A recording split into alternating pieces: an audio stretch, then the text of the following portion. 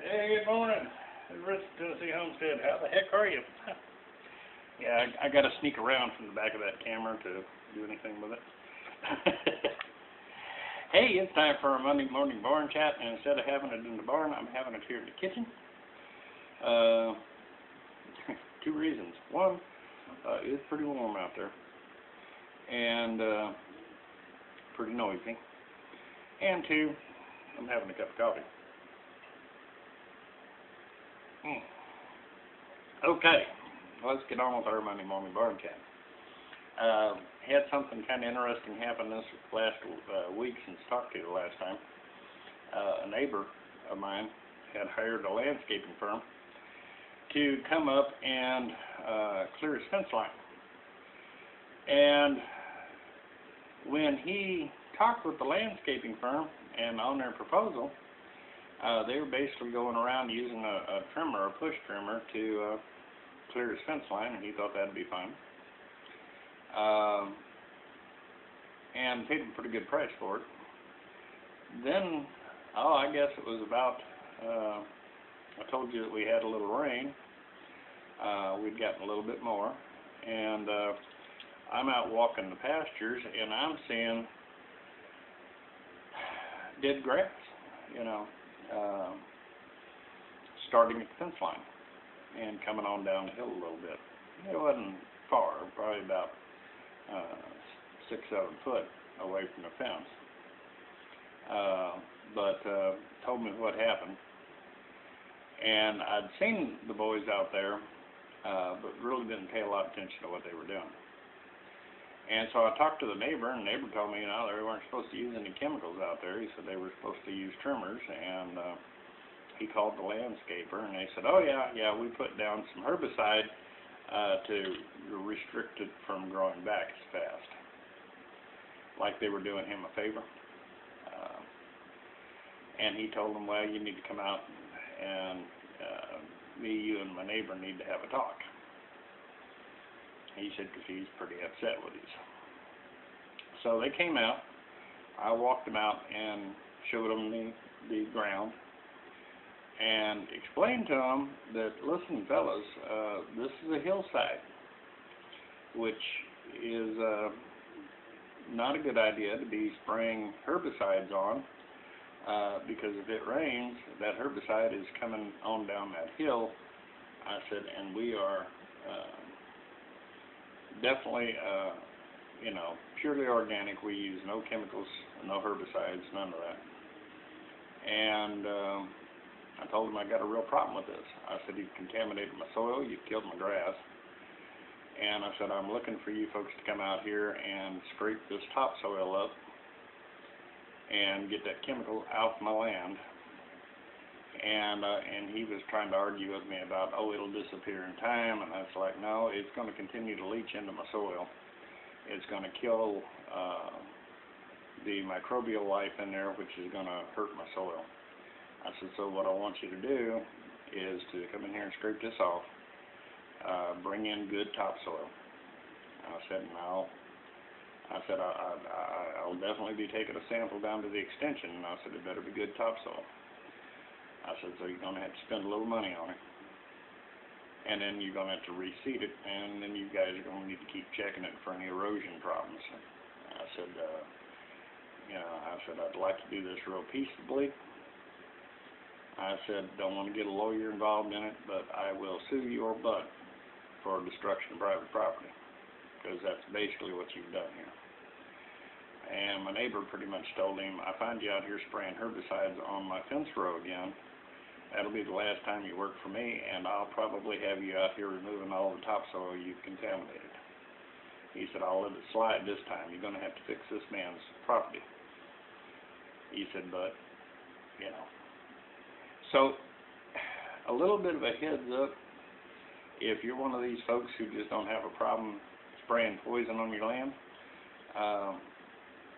be thinking ahead of the game of, could this stuff, leach into the soil and affect my neighbor's property? And if so, you might want to talk to your neighbor in advance and go, do you mind? Because he may. If they're an organic farmer and they've worked very hard to develop their land, yeah, you know, they're going to get a little upset. Now, is this any big major deal that's going to destroy the organic quality of the farm? No, it's not. It's a very small section, and you know, it's not going to be that big of a deal. But they are going to fix it. And the guy had some people out and actually dropped off the soil sample of what he's going to use, and I kind of told him, I said, well, I said, to be honest with you, I said, I'm going to be taking the sample from what you actually put down, not what you're handing me here in a jar. I said, you go out and, you know, get yourself some great soil sample, and I said, and then bring me in junk soil. I said, that's not what's going to happen here. I said, I'll be taking the soil sample from out there. I said, if it's not up to snuff, I said, you'll be redoing it, so you might as well go ahead and use the good stuff to start with. And he kind of agreed. He said, I understand where you're going to keep a close watch on this. I said, yeah. And he apologized again and thought he was doing a service. He said, you know, a lot of farms, this is what they want. I said, well, maybe you should ask the guy first. And he may have told you otherwise. So be careful if you're using stuff like that, spraying down fence rows or whatever. Be courteous of your other neighbors, because they may not want that stuff on their soil, and they're going to get a little testy with you if you do that. Luckily, I know the neighbor very well. I didn't have to get testy with him. I just went out and told him I think we got a problem. So use your head a little bit when you're doing stuff like that, folks. So that was one of my rows this week. Luckily, the landscaper was a good professional company, and seemed to want to solve the problem and solve it quickly. They don't need a bunch of bad PR in the area.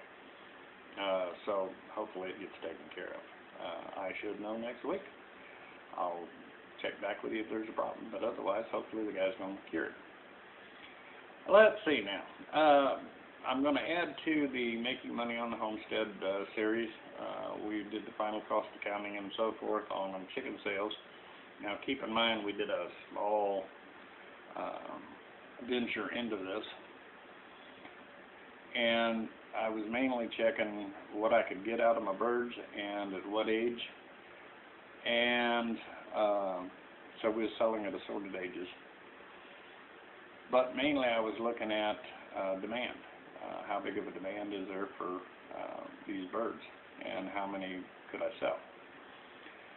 Demand is there. Man, I'm telling you, I was absolutely amazed at the demand. People were even buying out of the cities, coming up and buying a lot of roosters because they were free-ranged and fed non-GMO food and things of this nature. It impressed them, and that's what they were wanting, and that they weren't treated with antibiotics. And I'm sorry for shaking the table and shaking the camera around there on you. But these things, you know, were important to them. So there's a fairly decent market for it. So yeah, we're going to be expanding that out. And I'll cover that in the video for Making Money on Your Homestead. And I have got an absolute huge horsefly that got in the house. But anyway, hopefully it doesn't come over here and attack me. Those are nasty critters, man, I'll tell you. One of the things I did this week that I thought was a pretty good deal. Old boy had went out and bought some cattle rubs, and if you don't know what those are, they're kind of a big cloth tube that you hang between gates or wherever, and you treat it with a fly spray solution, and the cows can self-medicate, you might say. They come through it, and they rub that on their backs. It kind of spreads out in throughout their coat, and it keeps the horseflies and all sorts of things off of them, ticks, fleas, you name it. And I had been using ear tags, and this year we didn't tag them. Basically, because I had too many other things going and just didn't have the time to run them through. Knew it was going to reduce the herd, so we were selling a lot. But yeah, found an old boy that had a couple of these that he bought brand new, and I know that things run a chunk of change, you know, for these things out of the box, and these were both brand new in the box. And him and I got to talking a little bit, and he said he wasn't going to run them. He was going to go with ear tags and spraying because he had access to a dip tank now. And a dip tank basically is a large pool, you might say, that you fill and you run the cattle through, and they just get coated from head to toe. And it works real well. And if I had access to a dip tank, I'd be using that too. But instead, he had these rubs, and what they call bullets that hang down that lets them get it on their face and so forth. So we got doing a little negotiating, and I traded him, I believe it was 10 dozen eggs for these rubs and bullets, and combined price I would probably say, you know, over $100 if you went out and bought these things. So I figure that's not bad for 10 dozen eggs. So I loaded him up with eggs, he loaded me up with rubs and bullets, and you know, we're both real happy. And this afternoon I'm going to be out closing off one of the gates to where they have to use one small 10-foot gate to come in, and then I'll probably hang another one in the barn and bring them in every now and again for feed so they can get rubbed down again. That one I'll probably put down lower, take care of the calves. Anyway, so yeah, always keep those kind of things open. Don't be afraid when a guy gives you a price on stuff to say, well, I really don't have that laying around. How about if? Because he had gotten some of our eggs before and had been standing there talking about how much he loved those eggs. So I thought, man, here's a chance. And don't even have to give them to him. Didn't have to give them to him all at once. Give him. He said they go through a couple dozen eggs. He said a week. So you got a large family.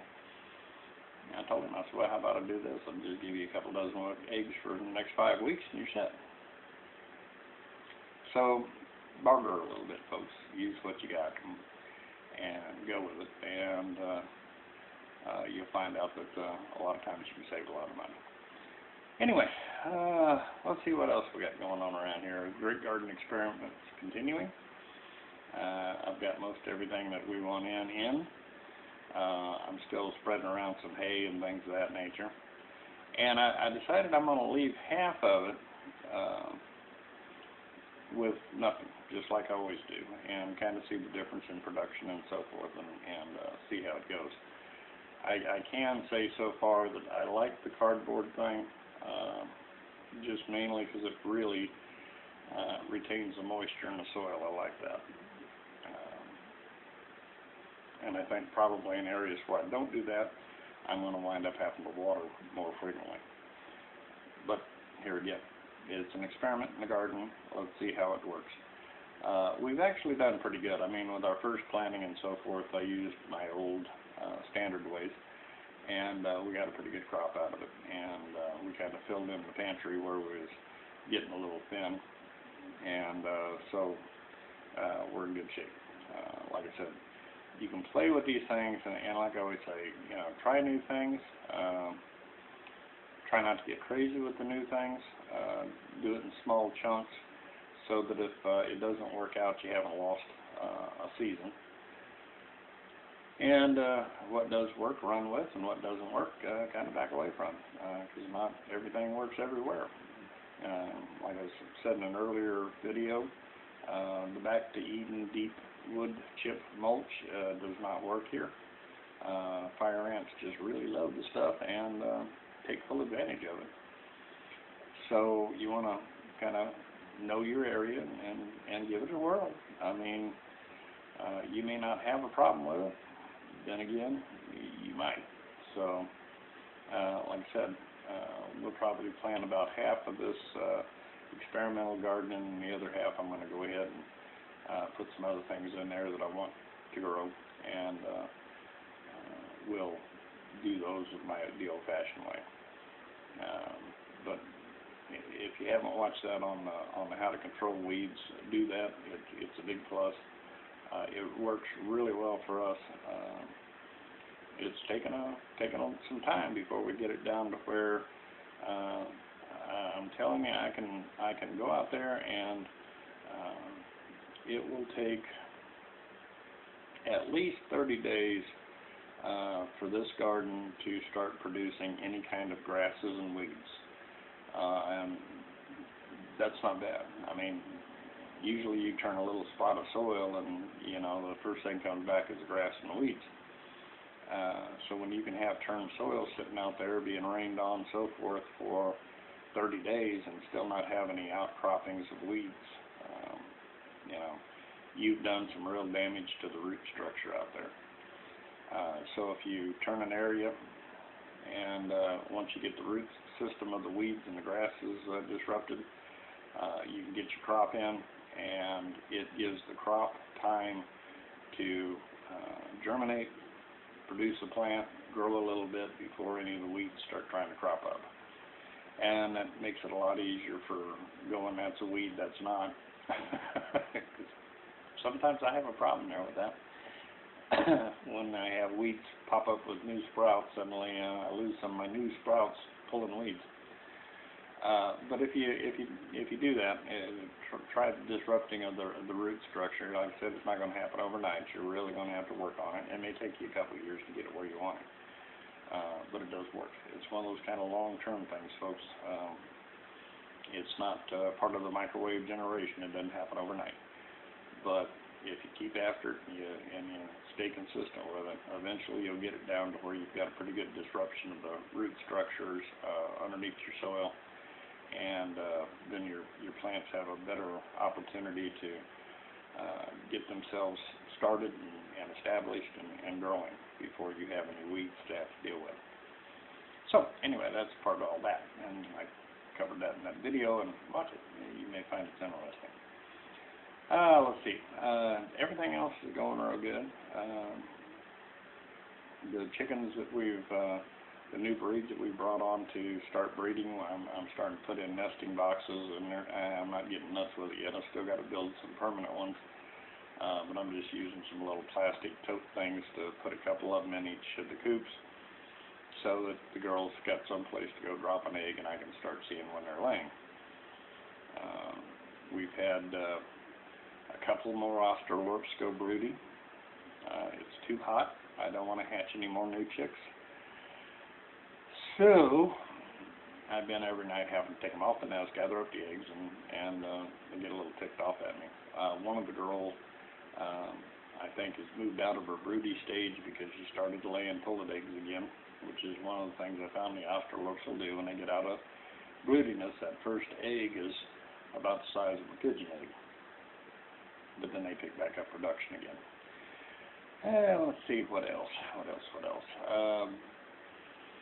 Yeah, Monday I have set, excuse me, I've set next week's schedule. Not this week, I've got too many things to get done. But next week I'm going to take and get back on that barn. I have got to get that thing down so that I can get a greenhouse up there this winter. And man, it's getting hot, and it's, as you can tell by the tan, you get the bacon out there a little bit. And then I'm also working on expanding out our stock pond. So those two projects are what is next, and hopefully we can get through all that. Do watch the video on the chickens if you're interested in picking up some tips on making some extra money on your homestead. It is going to be a interesting series, and trust me, folks, I'm in an area where everybody has chickens, so you're into some tough competition. Matter of fact, within, I'd say 35-40 miles, I've got 3 large poultry farms. Now I'm not talking about factory poultry farms like works for Tyson Chicken. I'm talking about people that raise, breed, and hatch chicks. So I've got some heavy competition in the area, but it looks like, for the most part, the market is there, because at some of these larger farmer markets, we're really starting to draw a lot of folks out of the larger urban areas, which is kind of shocking that they're making that much of a drive just to get food that's not killing them.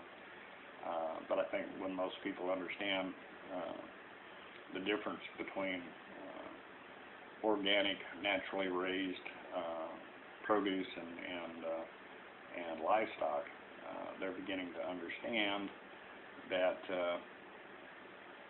it's worth the drive if they want to try to maintain their health. And it tastes really, really good.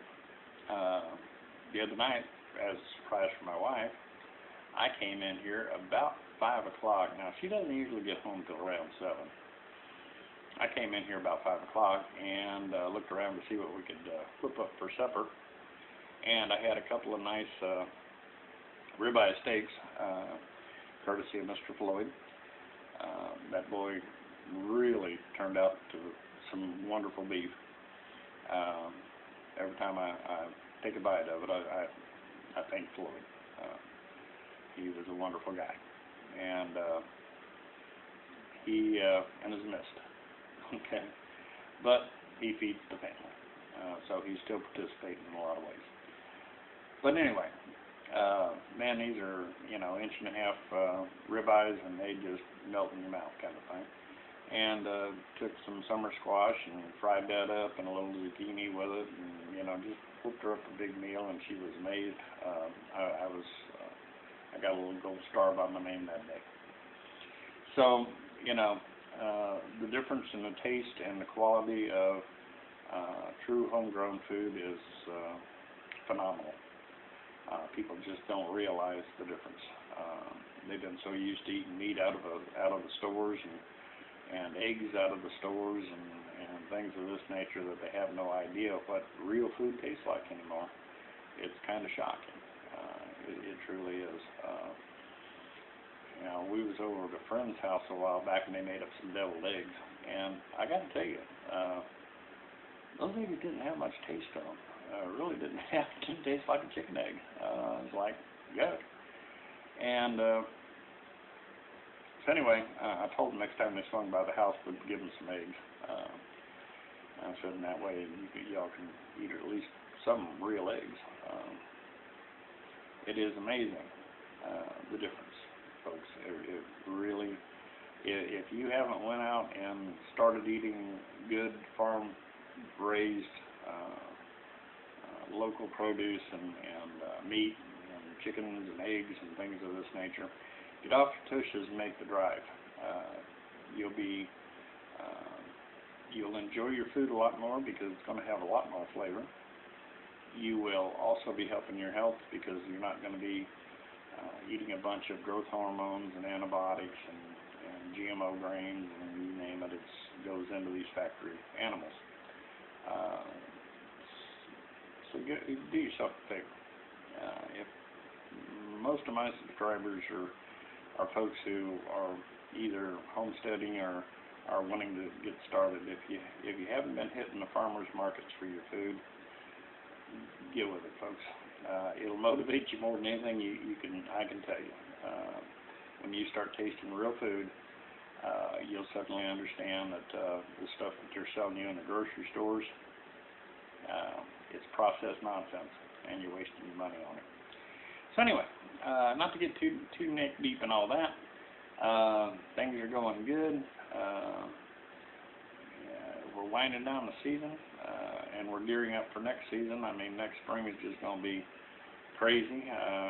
We're looking around for a large incubator so that we can really turn out the chickens next year and then finish up some of the infrastructure stuff for them.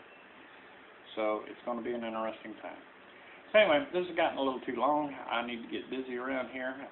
My lunch hour's over, so I take an early lunch because I didn't have any breakfast today. So, hey, you work for yourself. You can do these things. So anyway, like I said, hit your farmers market, start getting yourself some real food. Enjoy what you grow. Stay away from the chemical stuff. It's not good for you. I mean, if you can spray something and kill everything to dirt around it, that can't be good for you. and it does linger in the soil and comes back through the next plant that comes up. So you just don't want to put that stuff down in the ground. And take care of yourselves. And I hope this finds you having an absolutely wonderful and blessed day. We got a little breeze blowing down here, and it's kind of nice for a change. But still humid, as you can tell by the sweat. Alrighty, this is Rich from Tennessee Homestead.